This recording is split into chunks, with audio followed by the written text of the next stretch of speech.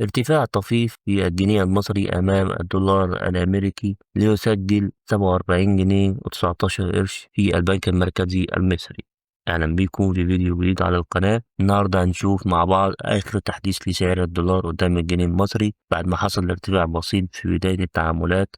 خلينا نشوف التفاصيل كاملة في البنوك. سعر الدولار النهاردة بدأ بالتعاملات بارتفاع بسيط بحوالي قرشين في كل بنوك مصر زي بنك قناة السويس والمصرف المتحد. نبدأ في تناول الأسعار وهي كالآتي: سجل الدولار في البنك المركزي المصري 47 جنيه و19 قرش للشراء، 47 جنيه و33 قرش للبيع.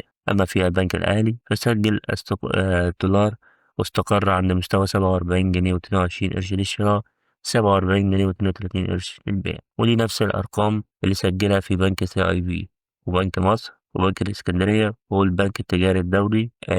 أما في بنك البركة سجل الدولار 47 جنيه و18 قرش للشراء، 47 جنيه و28 قرش للبيع. وكمان في البنك المصري الخليجي السعر وصل 47 جنيه و22 قرش للشراء، 47 جنيه و32 قرش للبيع. يعني نقدر نقول إن الدولار اتحرك حركة بسيطة النهاردة، لكن لسه السوق في حالة استقرار بشكل عام في بداية التعاملات اليوم. وده كان آخر تحديث لأسعار الدولار النهاردة. تابعونا دايما علشان يوصلكم كل جديد من فيديوهاتنا، وما تنسوش اللايك والاشتراك في القناة. ألقاكم في أمان الله، والسلام عليكم ورحمة الله وبركاته.